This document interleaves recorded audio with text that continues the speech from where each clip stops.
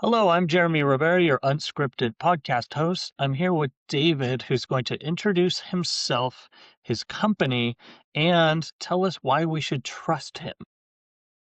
Huh. Wow. Okay. Quite the intro. Thanks, Jeremy, for having me on. So yeah, I'm David Pourquery, founder and CEO of Groas.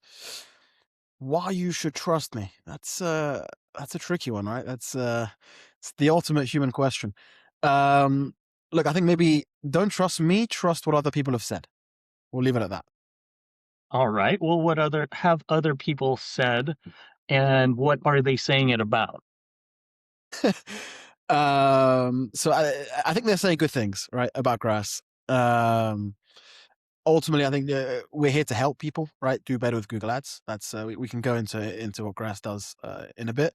But yeah, generally the people are pretty positive that we are significantly improving what they were doing before versus now what they're doing with Grass. All right. So, do you have a background then of working in the ad space online? Um, what is your background and history? Some of the experience that you're bringing to the table to this adventure, just to let people know in general, and let people know in general, like the mission statement of your company as that context, and then kind of plug in a little bit of your history. Sure, yes. I've come into the industry from probably a very different point than a lot of people might have, right, given what we're doing. So for context, I used to work in private equity and venture capital. I've been programming since I was quite young, 13, 14, I guess, which helps. But what led me to start with Google Ads was whilst I was working in private equity, in the evenings, I was running my own dropshipping and e-commerce stores, right? And that would take up my entire evenings, entire weekends. And it was through doing that I got pretty good, I think, with Google Ads, but also started to figure out that we could maybe do things a bit better. And that's how Grass was born from that, basically. So, what's been the primary approach? Because I've run Google Ads for in different levels. I've audited Google Ads setups from small businesses struggling to actually, one guy, poor guy, he was doing 4D ultrasound and he was spending as much on his ads to get an appointment through that system as the actual 4D system was actually costing. Of course, that's because he actually called in to Google Ads and had them help him set Yeah. up his account, which was horribly configured. It didn't work at all. So, um, coming from the ground up, coming from the outside, tell us about the approach that you have with your company to make that a better experience and a better outcome at the end. Yeah. So Grass is quite different, right? So as far as I know right now, we are the first people to have genuine, fully autonomous campaigns end to end, right? So there's a lot of tools out there, a lot of things that help with this sort of thing, recommending keywords, negative keywords, giving you good ad copy. We are now essentially replacing entire Google Ads teams, right? And they just connect the campaign to Grass and it runs itself 24/7 and measurably better than what a human can do, right? Why? Because it's ingesting more data points, right? We did not start off like that, right? It took a long time, right? I want to say probably close to a year to get to the point of full autonomy. Grass started off with much more humble beginnings. It was like a little tool.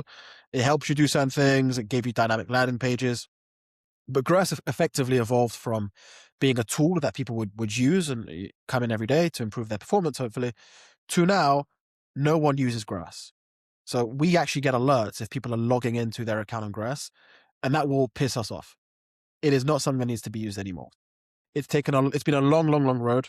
Without doing all the stuff we did back in V1, it would be impossible to be where we're at because doing this fully autonomously and beating what a human can do is technically an extremely complicated challenge.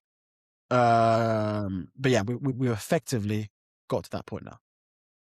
So, just to kind of lay it out, you've set up internal agentic systems to handle all of the individual pieces for a Google ad campaign? Is that both on the search side and on the display side? And what does the setup and decision making process of what it needs to look like to have them go do this? Like, what is the input you're giving to this system to get it to do what it needs to do? Does that question make sense? Yeah. So it's our campaign types that we have now are search and shopping. PMax is coming later this month. We've left that last because PMax is Google's own black box. They like to obfuscate as much as possible from you. Yeah, you kind of summed it up, right? So Groas is a collection of hundreds of different agents, all talking to each other simultaneously and reading in live data from the account and the campaign to make its decision, right? A human can maybe look at 10 or 20 data points before doing something, before taking an action. Groas is analyzing hundreds of thousands per hour, which is why it has that edge, right? That's one of the things. Also, there's dynamic landing pages, which Groas does. That's another topic, which increase conversion rates. But yeah, you're correct. It's effectively an agentic system that is working on that campaign 24/7. So, is the objective for this to like conquer Google Ads, and offer an end-to-end where you, as a small business owner, let's say you're, trying to grow your Calgary SEO business and you want to run ads to do it. You've got your SEO side of things covered, but you want to grow and get leads out of that. So you hop onto there, and what does that onboarding process look like? What's the load on your side on the front end, um, to kind of train or give the information needed to have it do what it do? Yeah. So since we've had full autonomy, which has now been live for about 3 or 4 months, there's two types of people who use Groas. One is people who've just fired their agency, right? Maybe they were paying them like 5, 10K a month and they plug everything into Groas for 1K a month. Or two, it's agencies themselves plugging their own customer accounts into Groas and not telling their end clients they're using Groas. So they're just plugging their client accounts, letting Groas do everything, collecting their retainer, and charging the difference, right? So those are our two types of customers. We a lot of Google Ads agencies have a lot of big, crazy onboarding processes, setup fees, contract lock-ins, that sort of thing. That's not how we operate. The process is effectively you create an account, you connect your Google Ads account, and then you decide one of two things. Either one, you have some running campaigns you want Groas to just get supercharged on. One click of a button, it takes that campaign in, it's now in the Groas management. Or two, you let Groas create a fresh campaign from scratch, fully optimized, basically from day zero, right? So typically 20% of the usage is people creating stuff from scratch. 80% is people just supercharging and then letting Groas do its thing.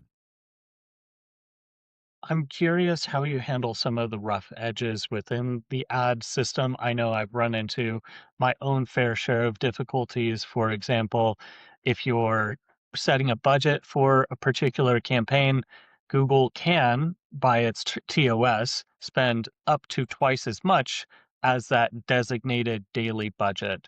So, are there processes that you've had to invent to try to keep the spending within the correct spectrum, despite the fact that Google, you can set a budget, but the budget that actually gets spent within that may not actually accurately reflect. So on a manual side, one of the tasks of a human, is monitoring that campaign, its effectiveness, but also adjusting throughout the course of the month. If you actually want to spend specific dollar amount, then you can't actually just designate that specific dollar amount to be the campaign spend limit. There are other things that you have to adjust for that. So, has that been a challenge that you've learned how to overcome? Yeah, you mentioned 2 times there. We've seen it do up to 4 times in a day. And they especially do that with sometimes newer accounts. Um, yeah, look, that's Google for you, right? It's sort of pay to play. It's part of the game. Yes, Groas does have processes in place for that, right? So, for example, it might see one particular ad group is spending a lot, right, for some reason, but with no conversions. Automatically, it's going to pause that ad group. So it's basically there 20, like it will just pause the ad groups, pause the ad, or it might say, hey, you know what? It overspent. It did get maybe one conversion, but it should have got maybe 2 or 3 at this level of spend. So what Groas will then do is write brand new ad copy, brand new landing page, and just deploy that automatically with the idea of trying to get you more conversion. So it's case by case, right? There's a lot of rough edges in Google Ads. Absolutely. This is why it's taken so long to get to full autonomy. It's really, really hard. But yeah, effectively Groas tries to take into account all possible things that can go wrong, and there's a lot. Did you say, and I'm just curious, you said that it generates a landing page to sync up with each unique ad that you're writing? That's dope. I'm just going to say that. That's dope. Um, I I have a couple of questions on the SaaS side of things. How are you approaching this business to gain visibility for it? I'm just curious what your marketing methodology is. Are you using your own dog food and using your own platform to run ads to gain visibility? Are you looking to network, find white label partners? What's your game plan for growing your SaaS business? Yeah, so the short answer, Jeremy, is we've done zero. Okay, all our customers, 80% of them come from, I guess, LLMs SEO, just recommending Groas as what they're looking for. The other 20% are customer referrals. I haven't spent a dime in marketing so far, right? Because all my resource, everything has gone into building the absolute best thing that exists currently, right? Um, the, we've had the opposite problem, which is the last 2 months, particularly, we have been effectively unable to handle the organic demand that's just been being generated. So I'm behind the curve on hiring. So I now need to hire more people, which we're trying to do ASAP to handle the demand. Once the team is in a better place, right, and we're not working 18-hour days, 7 days a week, we will then start to do marketing for ourselves. I mean, yeah, the obvious thing we're going to do is run Groas on Groas. Uh, that's going to come ASAP. We just need to hire more first. What's up next on your product marketing list that you know that you're going to be tackling? What's that? Uh, Yeah, good question. Look, I think about that a lot, right? We still have a lot to do in Google Ads directly. Okay. It's still in my mind day zero. We need to consistently keep improving our own models that we've trained, to basically be like the top standard, which I think we are already. But short answer is number one, bring more campaign types, continue to improve models. And that already is a lot of work, technically, like a lot. Uh, then who knows, right? Obviously, for now, we've focused on Google. Who knows where where we'll go, right? Maybe look at the organic side. Maybe look at other ad platforms. We'll have to see, right? We'll talk to our existing user base, see what fits there.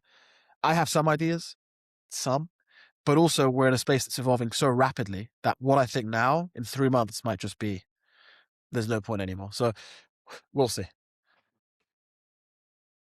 when it comes to different verticals or niches that are running their ads, what have been some kind of the learning curves of, hey, we need to address this specific challenge. We need to do this differently for this niche or this article or type of company.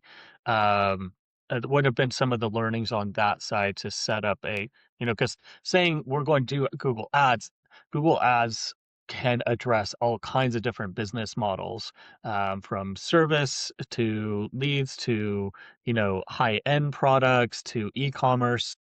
Talk about some of those unique challenges and niches and industries. Yeah, it's been so hard. It's been so hard. I think we're past those humps now. But yeah, we obviously cater to all possible niches. So we have, and not just that, but geographies. So we have niches in countries I can't even name running on Groas currently. You're right, lead gen, everything, right? Each niche has a different way that works well with Google Ads, right? So actually, some people doing like a SCAG structure might work really well. So like in some cases, we all support that. Sometimes broad match works really well for a particular sort of like keyword, let's say dimension. Sometimes it's trash. There's so many possible things, right, that could go wrong and can go wrong. The short answer is we've kept adapting and evolving with the users that have come to us, right? So now we're like very well covered, where we've seen all possible campaign types of what could go wrong and what could go right. We have some niches that are like, kind of in the like the tricky area, right? We have to adapt to that. So yeah, it's a constant learning curve. But effectively, if we hadn't had all those users from V1 back when Groas was just like a little tool, we would have never have solved full autonomy for all sorts of niches and campaign types. It wouldn't have happened. So, what about that process of learning that, go taking the leap from, hey, we have an LLM based tool, there are these AI tools, and now there are these uh, agent capabilities. How did you connect those dots as far as a solution and, problem solve? Okay, here's how far we can go with this agentic approach. Good question. So, like, when I first started Groas, I never imagined ever we would be where we're at now. Ever. I was just building like a simple little tool. It maybe recommended keywords, negated certain keywords. We did the landing page stuff. Like, it was quite basic, right? And we had a lot of like really small spenders working with us. I never imagined ever we would get to full autonomy. Uh, it's funny. It's the it's the smaller spenders who didn't understand a lot about Google Ads, who were kind of like, "Huh, isn't this supposed to do everything for me?" And it kind of got us thinking, like, "All right, is this even possible? Like, is this like how could we do this, but actually ensure it's doing correct things that are making sure that your RS is doing this and your CP is doing this? Like, taking action on a campaign is one thing. Anyone can just set that up. It's making sure you're doing the correct actions around the clock, better than a human might. Really tough." So the short answer is that it came from like a lot of early users who didn't know much about Google Ads, who kind of questioned what was possible, and with them, we effectively were able to get to where we're at now.